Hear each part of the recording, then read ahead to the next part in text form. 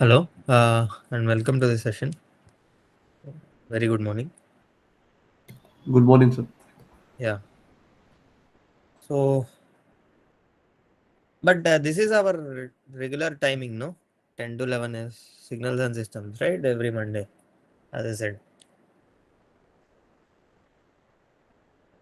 Right. I hope you guys understand this. And today we are going to start week 5. And week 5 is the second module. We'll start with the second module, which is systems. Right. So, how many of you have watched week 5 lectures? At least started watching week 5.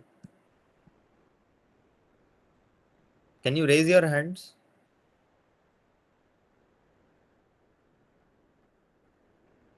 Okay. None, is it? Nobody has started watching week 5 actually. So yesterday we finished week 4, right? So we are in that mood, I guess. Okay, but we don't have any other choice than to start with week 5. So what I will do is I will give you some gist of how week 5 is, and then you can go watch week 5 lectures, and you'll get much more understanding on it. Okay. So is my voice clear? Any disturbances? Anything? Yes, sir, it is clear. No, right? Okay. All right. So what we'll do is as I said, I will give you some introduction to systems.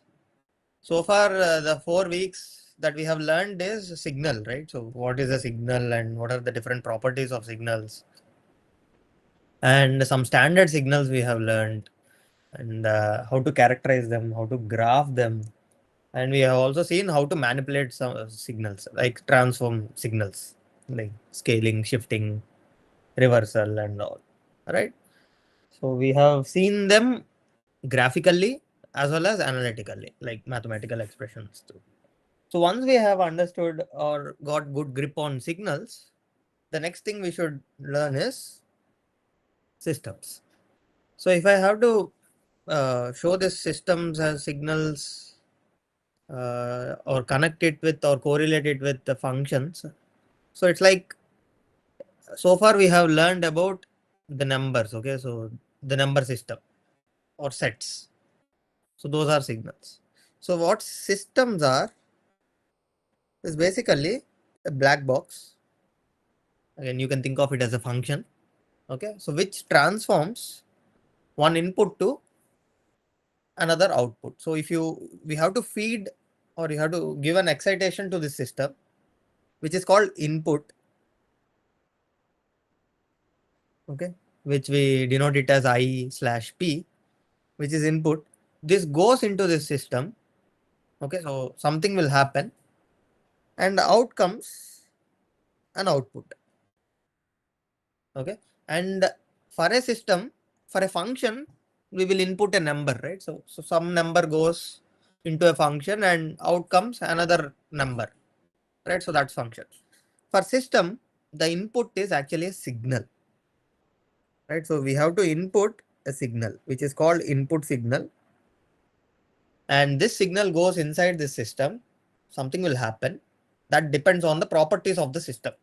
Okay, so something will happen to that input, and it will convert to another signal, and that will be the output, which is called the output signal. Okay, even in functions also, if you want to correlate it, this can be correlated to functions. So even in functions also, something goes into this function and out comes the output, right? So something similar to that. But one thing you should observe is here the input is a signal. Graphically, something like this goes into this system, and once this goes into the system, some other signal will come out. Okay, so that is what system is basically. Okay, so there are some examples to introduce you to the systems. We say x of t as the input signal, right? We represent it like this. So now x of t goes into the system, and out comes the output signal, which we denote it as y of t. Okay, so simple examples are, our y of t can simply be scaled scaled amplitude. So there is only amplitude scaling, Okay, so A is the amplitude scaling. So whatever x of t we have, y of t simply scales x of t by A. Okay, so where the scaling is not with respect to time, it's with respect to amplitude, right? It's with respect to the values. Okay, so this could be one system. Okay, and y of t can be x square of t. So you just have to take the square of the input, and that will be a new signal which will come out as an output. Okay, so these are some examples of systems. Systems are basically a relationship between two signals, which one signal is called an input signal and the other signal is called the output signal, and the output signal is dependent on the input signal. Okay, I hope you all can understand this, right? Yes, sir. Okay, very good. So once we learned about systems, what a system is, then the next thing we should learn is, are there any special properties to this system, right? So again, going back to functions, once we learned about functions, then we talked about, or we learned about properties of functions, right? Types of functions like one-to-one, on-to, bijection, right? So something like that. So here also we have some properties of the systems, and unlike functions, we have only 2, 3 types. Here we have 6 classes, like 6 different classes. So all these are properties of the systems. So we will classify systems based on these 6 things. Okay, so each system will fall into one of the two, either static or dynamic, either causal or non-causal, either invertible or not invertible, either stable or unstable, either linear or not linear, either time invariant or time variant, right? So every property has certain condition to be satisfied. If our system satisfies that condition, then that particular system is called static, or if the system doesn't satisfy that condition, it will fall into the other class. Okay, so we'll see one by one. Okay, so let's start with static or dynamic systems. So static systems are also called as memoryless systems. Okay, so don't get confused with static system and memoryless system. So static or dynamic is more or less same as memoryless or memory systems. Okay, so we'll see what this memoryless systems are. Okay, so static or memoryless.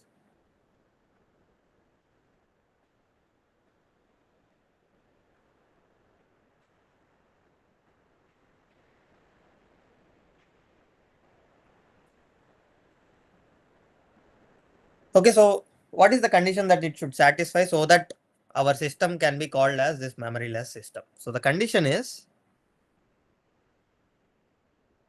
the output values.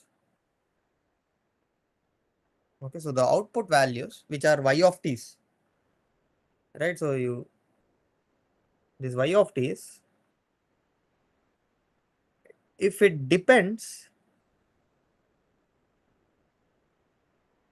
only on the current input values.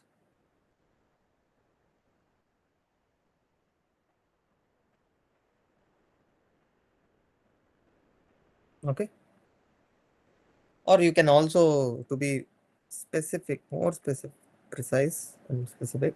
So the current output values depends on the current input values. Now the next question is, what do I mean by current? Right, so present. So what do I mean by present? Right, so when t, if I refer it as t, it is current. Anything less than t, like t plus 1, t plus 2, right? If I delay or advance, so t plus 1, t plus 2 are like delay, right? So x of t, sorry, advance. So x of t, if you see x of t, it's like system is at current position. Okay, so if I talk about x of t plus 1, the signal is advanced by 1 unit. So it goes to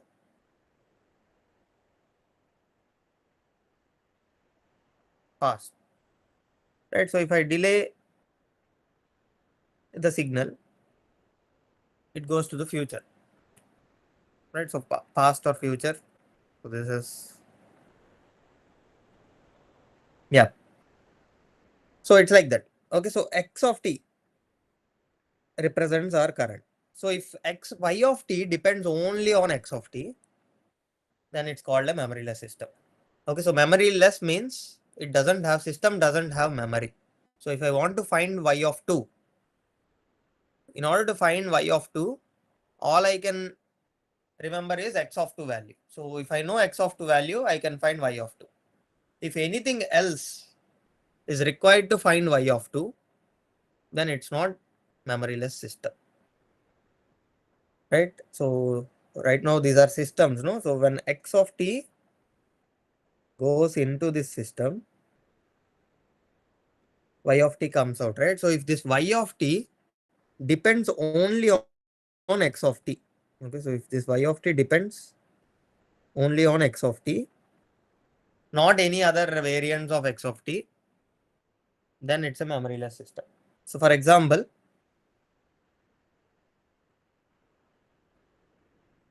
you think y of t as that scaled amplitude scale thing, right? So y of t is equals to 3 times x of t. Okay, so this is a memoryless system. Why? Because if I want y of 1, all I need is x of 1. Right? If I want y of minus 1, I just need x of minus 1. So always the current output value depends only on the current input values. Right? So it doesn't require, so y of 1 doesn't require x of 2 or x of 3 or x of minus 2 or x of minus 3, right? So not any other values, only on the current values. So that is why this system is memoryless. Okay, so there is the other system is also memoryless, right? So x square of t. So even this system is memoryless. Y of t depends only on x of t. All right, so I hope this is okay. So now what dynamic systems are? Dynamic system or this memory systems.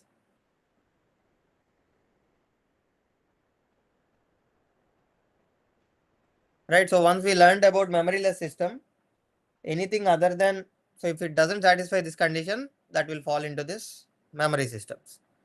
And it is like output,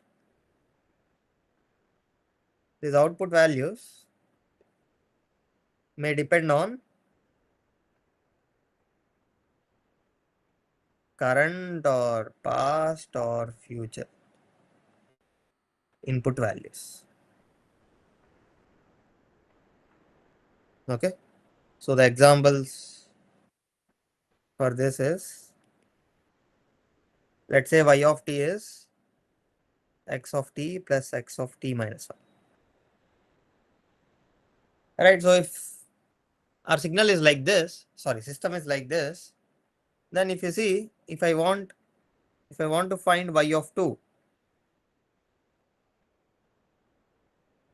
right? So for finding y of 2, what all values do I need? I need x of 2 and x of 1, right? So I needed x of 1's value.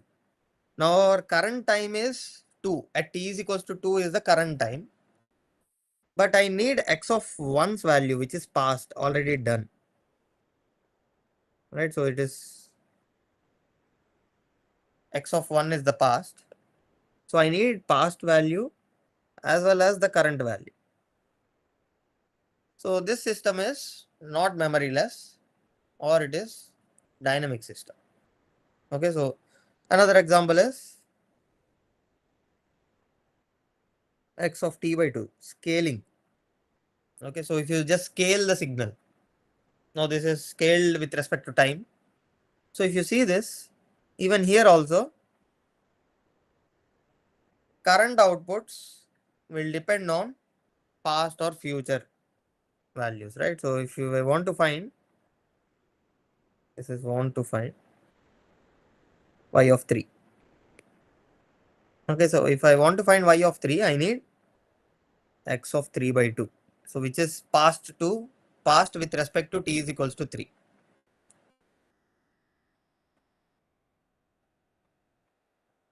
Right? So again, this is also a dynamic system. Now one straight away shortcut or some trick that you can follow is, so whenever you see this scaling with respect to time, right? So whenever there is a time scaling, if there is a time scaling,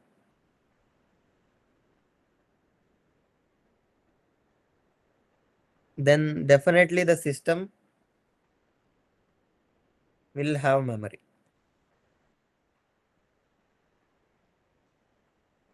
Okay, so whenever you see any scaling with respect to time, okay, so if that is the system, then that system will definitely have memory. Okay, so it is referred to as dynamic system.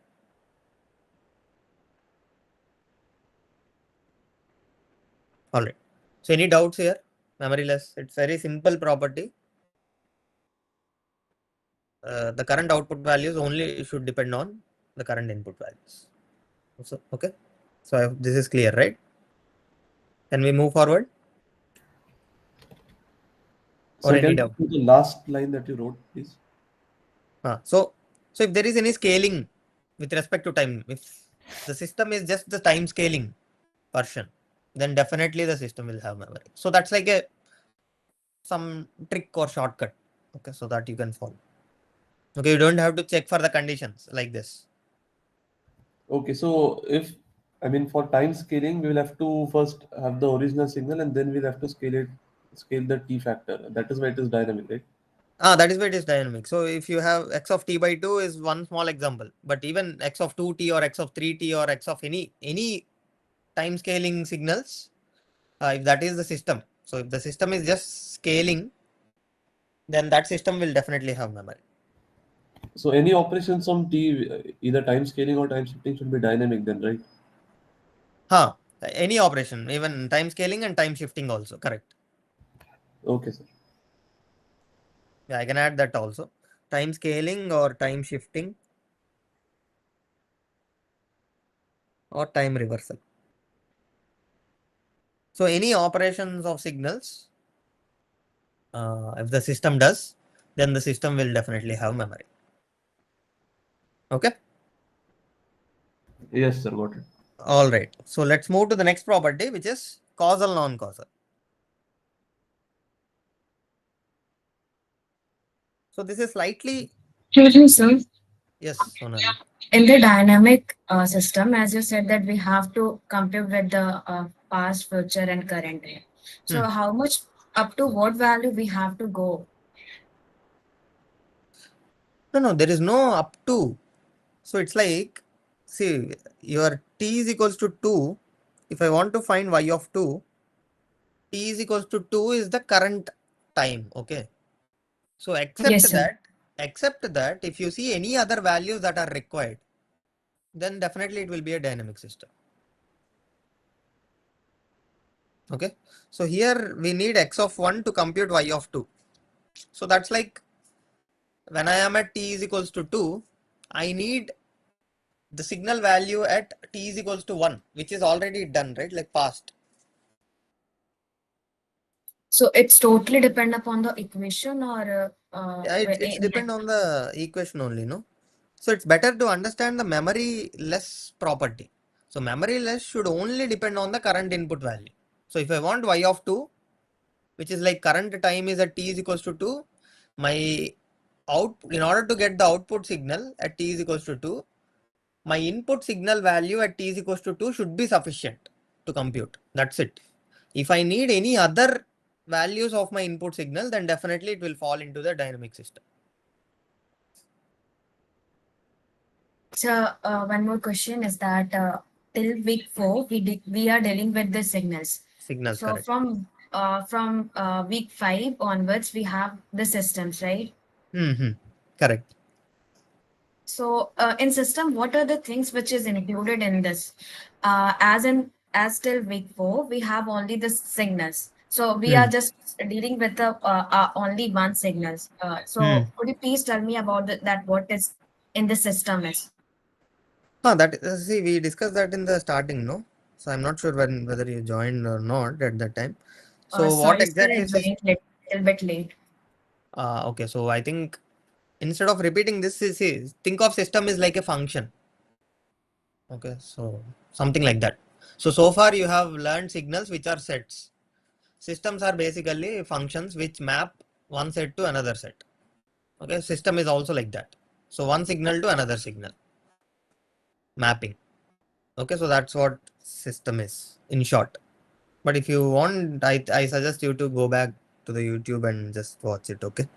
Because we already, there are many things to discuss. I hope you got the idea, right? System is basically a function. Okay? Yes, sir, fine. All right, so this is about static. The next thing is causal or causality. So this is the extension. So slightly we leverage the condition of memoryless. Okay. So here my output values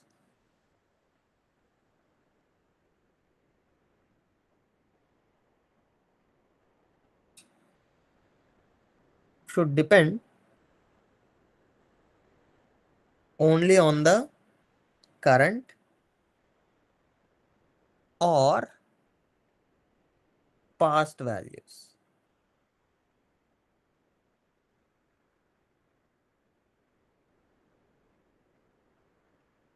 Past values of the input signal. Right. So causality, we mean by which should exist in the real world, right? Like, so if I have computed t is equals to 1 at t is equals to 1, my output using the input. If I move to t is equals to 2, I already have the information at t is equals to 1, right? So I can use it. But if I have to, for computing y is at t is equals to 2, if I want something which is in the future, it is not yet happened, right? Even before that, if I wanted that, so that is not possible in some sense, right? So in real life. So that's about causality. So causality means my current output values may depend on the current input value or the past input values. So that's causal nature, right? So that is what causality means. So there are many examples I can list out here just to get more clarity on causality. Okay, so I will write it like this. So first and foremost thing is, if the system is memoryless, then definitely it must be causal, right? So till here it is the condition for, so the current input values is the condition for memoryless. If the system is memoryless itself, then definitely it is causal, which we can create them in the real world in some sense. Okay, so y of t is equals to 3 times x of t is a causal system, because my current input values only depends on the current output values depend only on the current input values, right? Not on the future. So it should not depend on the future values. That's it. Okay. So this is causal. Let me take this. Okay. So earlier we saw a dynamic system, right? So something like this, x of t plus x of t minus 1. Okay. So this is dynamic system because y of t depends on x of t as well as x of t minus 1. So some operation on input signal, right? Which makes the system as dynamic or memory system. It requires memory. But what kind of memory it requires? Is it requiring the past already happened requirement or the future values. It turns out that this system requires the past values and the current values. So you can see, right? So we can compute for y of 2, I need x of 2 and x of 1. For y of 10, I need x of 10 and x of 9. Right? Either both I require the current value as well as the previous value in order to compute the current output value. Right? So in that case, this is a causal system. Right? Is this clear? Yes, sir. Yes, sir. Any doubts here? Sonali, are you able to get this? Yes, sir. Yes, right? Okay, great. So let us also see some non-causal systems, right? So let us see this. Y of t is equals to x of t plus 2 plus x of t. Okay, so if I have to find at t is equals to 2, t is equals to 2 or the t is equals to 4, let's say. So now t is equals to 4 is the current time. Okay, so current. So that means I want y of 4. In order to compute y of 4, I need x of 6, x of 6 and x of 4. Okay, so x of 4 is current value, but x of 6 is a future value with respect to t is equals to 4. Right, so t is equals to 6 is future with respect to t equals to 4. So this is a future value.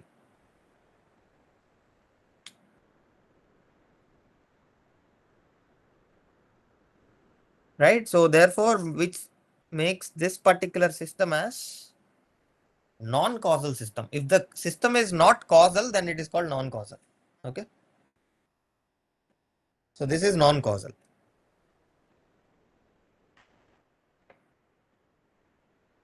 We'll see more examples which you can also answer. Okay, so let's say y of t is x of t minus 1 plus x of t plus 1. So what do you think? Is this causal or non-causal? So non-causal because x of t plus 1 will be time traveling. Correct.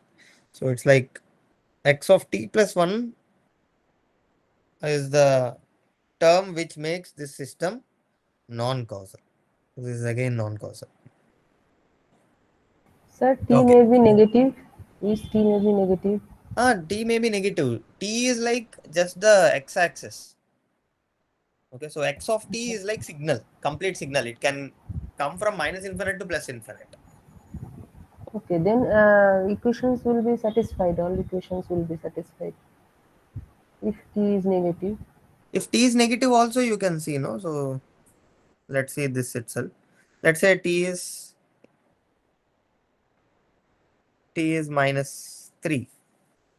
Okay, so t is equals to minus 3 is now our current output value. Okay, so current value, current time.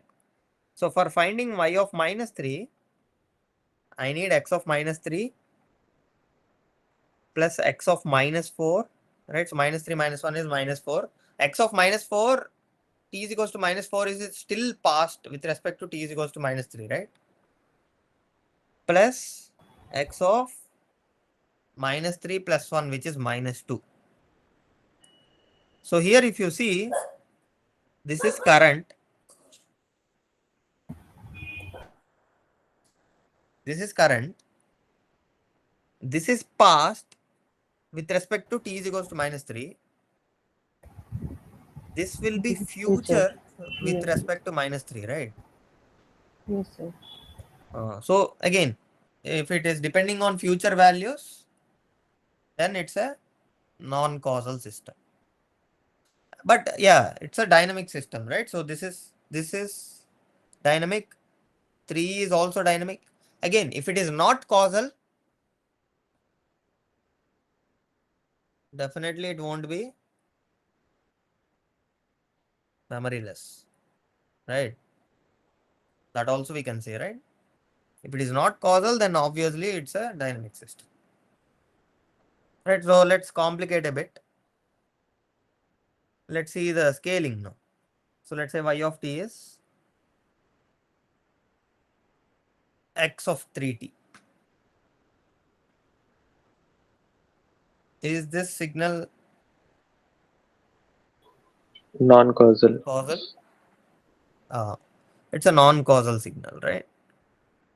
So this is non-causal. But if you see, if I look at the negative values, okay, so when t is less than 0,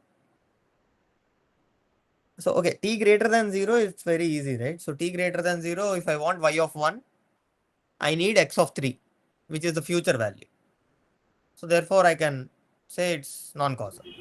T greater than 0 is very easy. What happens when t is less than 0? Something like y of minus 1. For y of minus 1, I need x of minus 3, minus 3. which is past, right, with respect to minus 1. Yes, sir. Y of minus 2, x of minus 6, still past, right? So when t less than 0, if I give a condition like this, so the same thing, That is causal net then. so y of Obviously. t is equals to x of 3t and t is less than 0. If this condition is given to us, then this system falls into causal system. Okay, so t is equals to less than 0.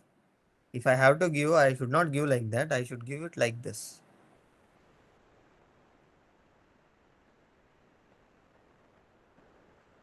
Right? So if I just multiply u of minus t, what will happen? Only t less than 0 will be taken. And you will see that this particular system will be a causal system.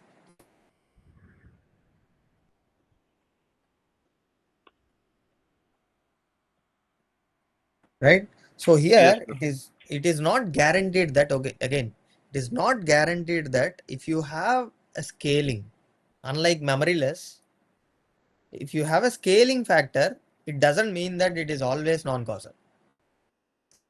Okay, just be mindful about this. So this is the signal which contradicts that particular condition. Okay, so let's see little more complicated. sir, I had one query. Yes. Any system that is non-causal or even causal will start recording at t equals to 0, right?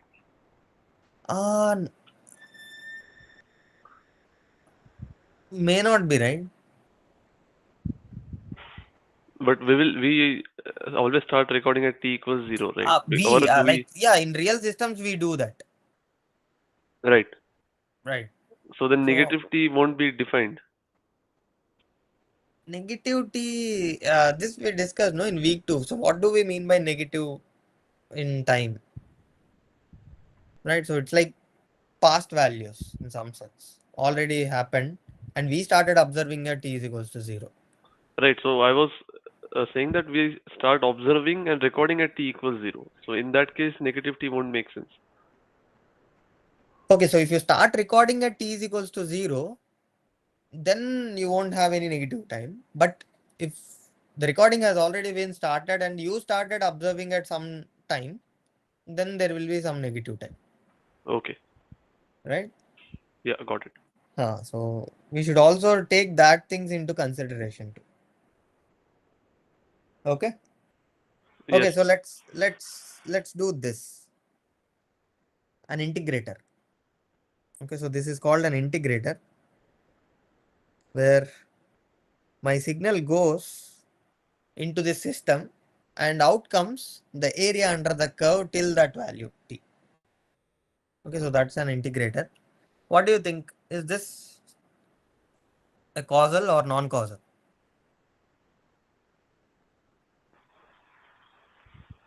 Sir, causal. Causal.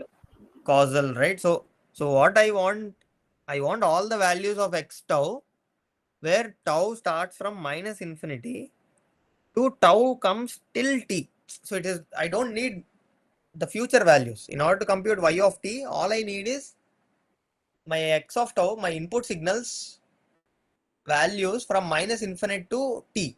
All I need is the past values, all the past values till the current value t, which will make this system causal.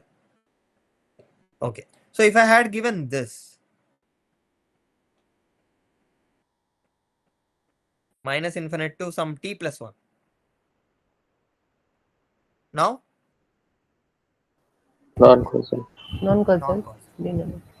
Non-causal, right? So I need, if I want y of 1, I need all the values of my input signal till t is equals to 2, which makes that I need my future values also, which says it is non-causal. So that's about causal and non-causal. Okay. So let's move to the third one, which is invertible or not invertible. So this is also like something like inverse function kind of thing. Okay. So inverse exist or not in functions, right? So you can also correlate with that.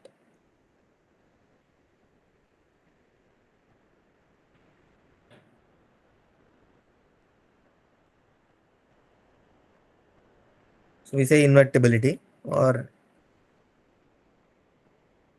invertible. So invertibility means, so in functions, when I say this function has an inverse or inverse function exists for this particular function, what do I mean? In order for existence of inverse, there should be a one-to-one mapping between the input and output, right? So it should be a bijective function. So here also the same condition.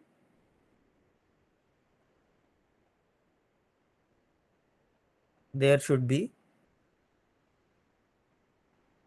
one-to-one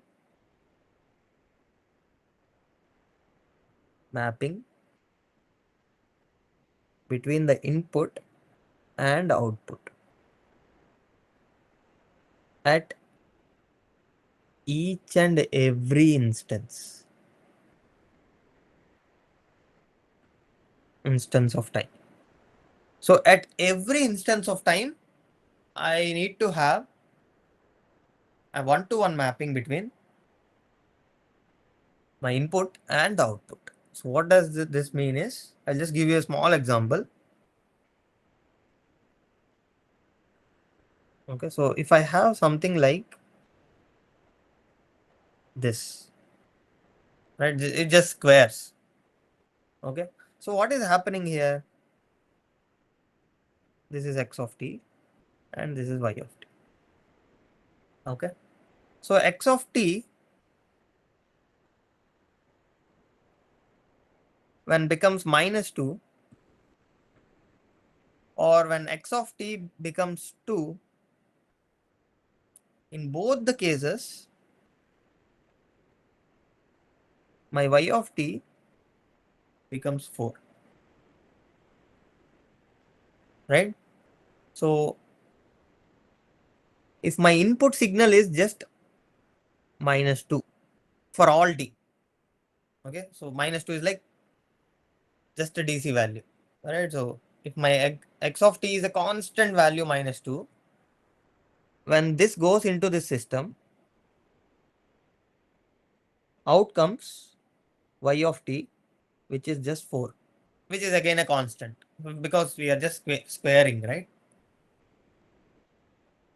This, when this signal goes inside, out comes a signal which has DC value 4. Let's say this is x1 of t.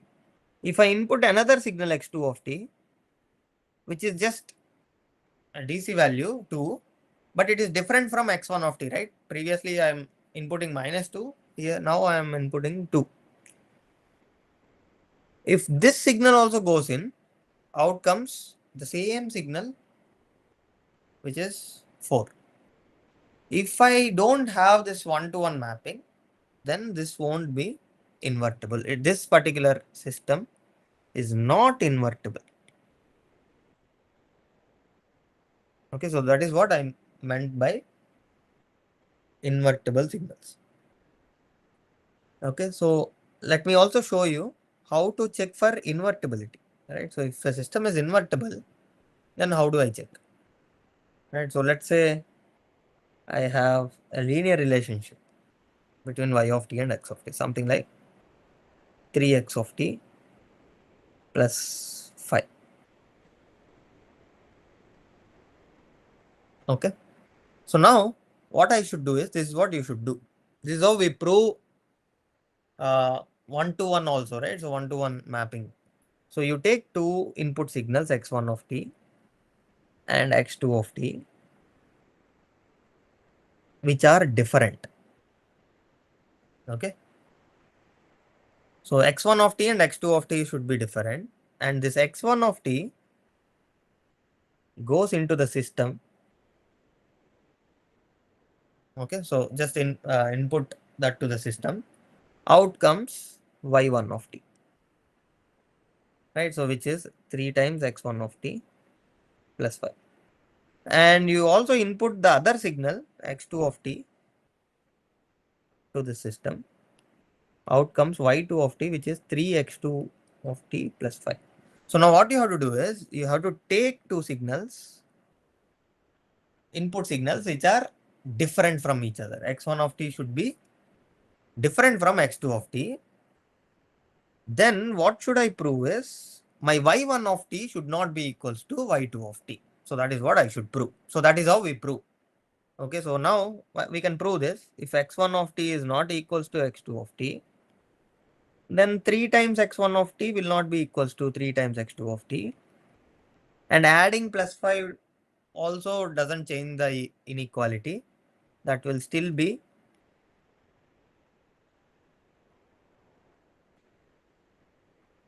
true. Now what is this? This is y1 of t and this is y2 of t. Right, so this is y1 of t, which is not equals to y2 of t.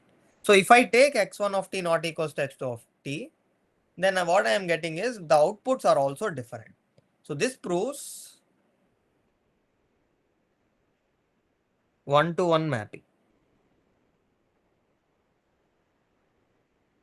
Okay, so this is how you should prove. So if one-to-one mapping is proven, then that system is invertible. That's it. Okay. And if a system is invertible system, then there will also exist an inverse system to this. Okay, so x of t goes into this invertible system.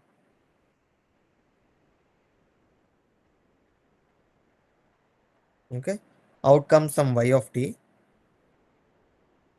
And if this y of t again fed into the inverse system, okay, out comes x of t. Okay, so you get this, right? So that is how it is. So if it is invertible system, then there will exist an inverse also. All right. So this is called a composition of two systems. So it's like combining two systems together. Okay, so my input goes into one system, then comes a small output in between, and that output goes in as an input to another system. So this is a series connection, right? So you know series, parallel, everything. So this is a series connection. Okay, so this is about invertibility. Maybe this as an exercise. The third example. When my y of t is mod x of t. What do you think? Is the system invertible or not invertible?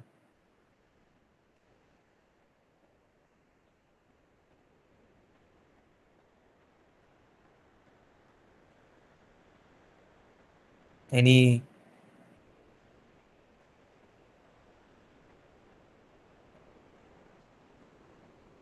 right.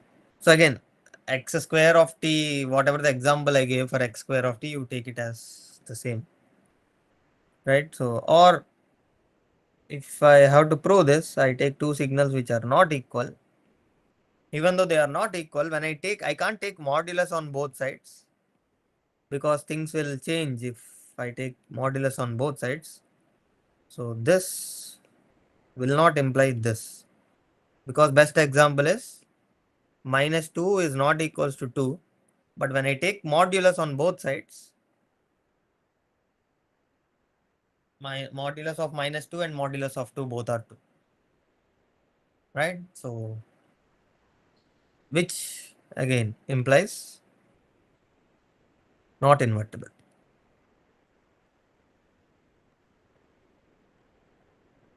Okay, so this is slightly complicated. I think, let me see how many of you will do it. Y of t is equals to sine t into x of t.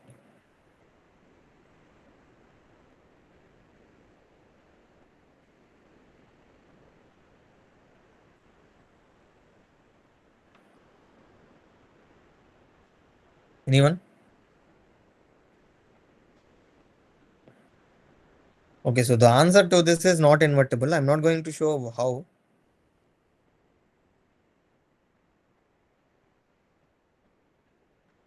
Once I said it is not invertible, all you have to do is you have to come up with two signals which are two input signals which are not equal, but my output is the same. Okay, so both not equal inputs give me the same output, which breaks the 1-to-1 condition. So all you have to come up with is some x1 of t and some x2 of t, which are different from each other. Both will give me the same y of t. Okay, so you can figure this out. I'm leaving it as an exercise. Maybe in the next session, we will try to give you the answer. Okay. All right. So I hope that is also clear. Let's talk about stability also. And let's see, after stability, let's see, depending upon the time, whether to continue with linear time invariant or we'll do that on Wednesday session. Okay. Yes, sir. All right. Let's talk about stable and unstable signals. Okay. Which is stability. Property name is stability. Okay. So for stability, there are 2 or 3 types of variations or different methods, but the method that we follow is Bibo.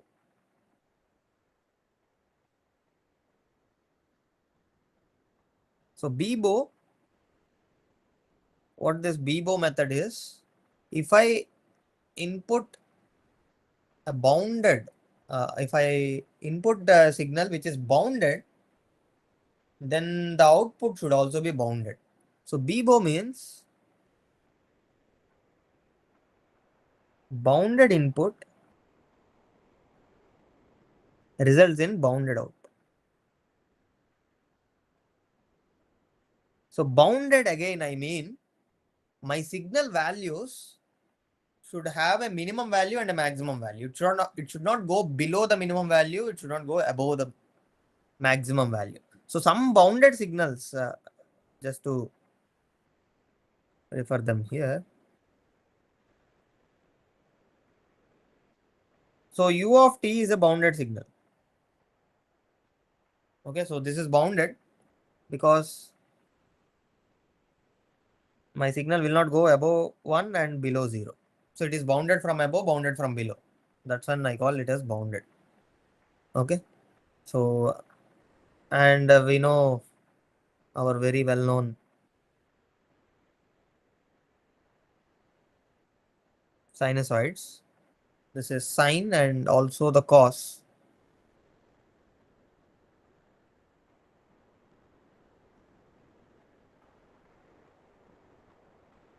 Right? So both these are bounded because sine and cos will not go below -1 and above +1. And unbounded are these signals.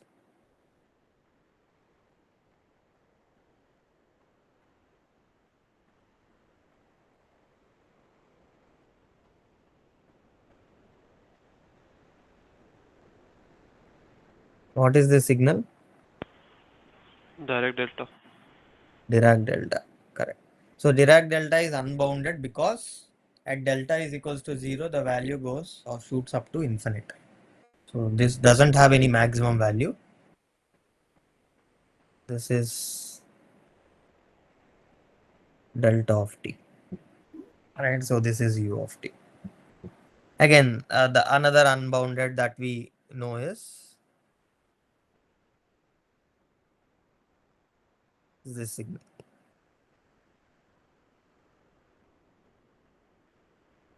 What is the signal? RAM. Ramp. So this is also unbounded. Right. So signals may be bounded or unbounded. So what stability means is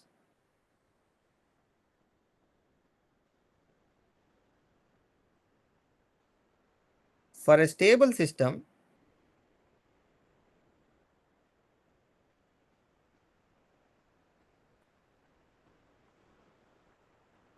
output should be bounded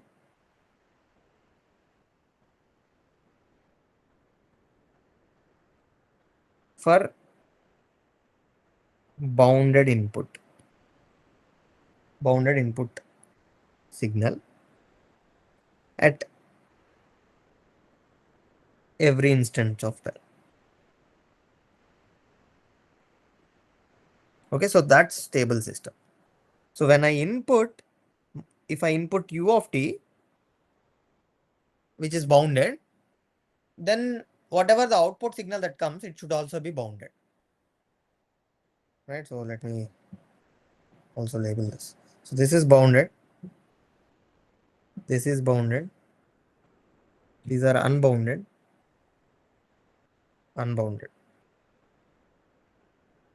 Okay, so if I input this bounded signal, output should be bounded. So if that is there, then the system is stable.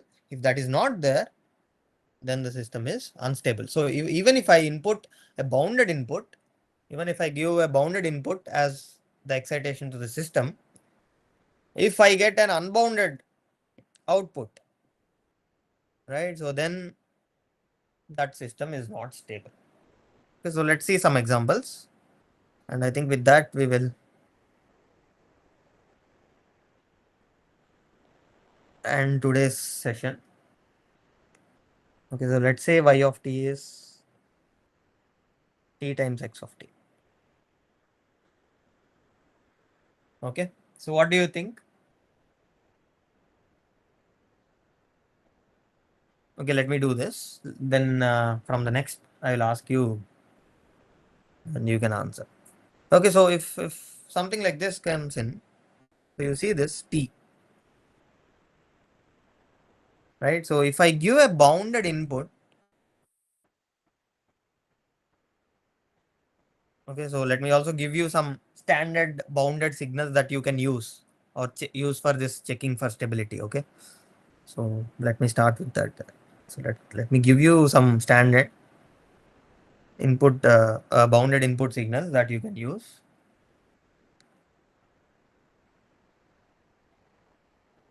Few bounded signals, right? Most of them I have already gave you. U of t is bounded. Any other variation of u of t is also bounded. Okay, so you can use them also. Sin t is bounded. Cos t is bounded. DC values, like constant values, right? So DC signals are bounded signals. DC signal.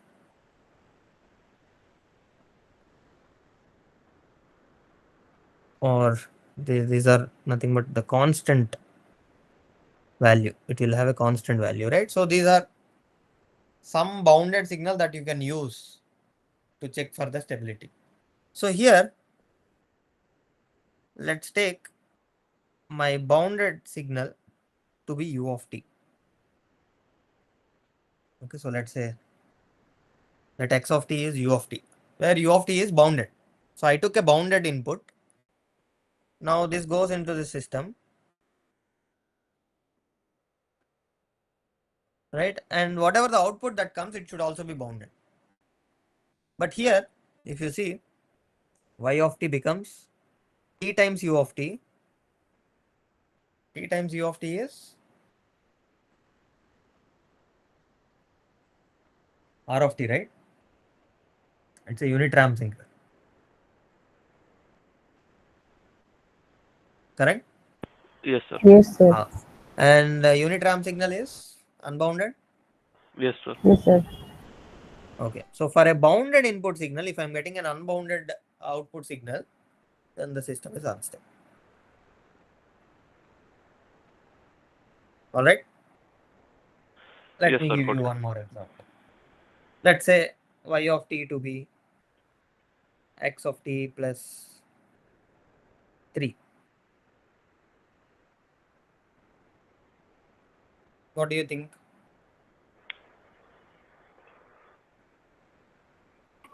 Stable. Stable. Correct? Right. So if x of t, so this is how we prove, right? So if this is bounded,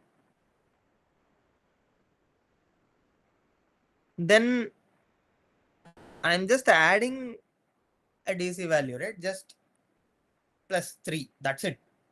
If x of t is bounded, adding plus 3 will also be bounded. So this is also bounded. So if I add two bounded things, the overall result will also be bounded. So when the input is bounded, output will also be bounded. Right? So which implies this is a stable system. So, okay, great. So let's say this sine of x of t. Now what is this? Sir, bounded. So stable. Stable, right? So you see x of t is bounded. If x of t is bounded, again sine of x of t is itself bounded. So sine itself will bound it, right? So therefore this system will also be stable. Very good. Okay, so let me finish with a few more examples and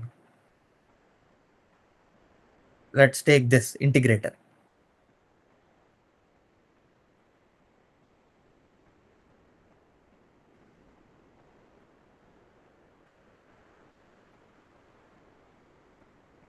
What do you guys think about this? Sir, if x of tau is a signal like rect of t, then it should be bounded, right? And if it is a signal like u of t, then it will not be bounded. Oh, sorry, it will be bounded actually, but Okay, no. so again, so for proving something wrong, okay, so you need one counter example, Okay. right? So here also, if I consider that x of t to be u of t, which is bounded, right? So which is bounded. What will happen to my output? It will keep rising. It will be a ramp unbounded. It will be again a ramp u tau d tau, which will give me r of t. Right. Again, this is unbounded. So I meant, see here, the condition should be output should be bounded for every input, for every bounded input signal. Okay, so for any, instead of every, for any bounded signal, it should be, my output should be bounded. Okay, so even if I come up with one contradiction, which will contradict the statement, then that will fall into the other class, which is unstable. Okay, so okay, it's already over. Maybe this I will give this as an exercise. Let's take the differentiator and tell me later. Okay. Okay, so y of t being the derivative of the input signal. which is this system is called differentiator. Okay, so tell me later whether this is stable or unstable. Okay, so far we have seen, we have covered basically what a system is, and we saw some examples, very simple examples, toy examples. Then we have almost covered 4 properties in this particular session. Okay, so we'll cover these 2 in the next session, and also we'll introduce you to the combination of these 2, linear and time invariant, which is called LTI systems, right? So we'll introduce you to this LTI systems, and then in week 6 we will talk more about convolution, and we'll see more, we'll do much more analysis on this LTI systems. Okay, so on Wednesday we will cover these 2 properties as well as introduction to LTI systems. If there is some time, we will also start covering convolution. All right. Yes, sir. So the answer to the last one will be unstable because u of t's derivative gives a Dirac delta function. Very good. So this answer will be unstable. And the reason is also the same what Aditya said. So if I take x of t to be u of t, then my y of t will be delta of t, which is unbounded. Okay. So it's an unstable signal. All right. So yeah.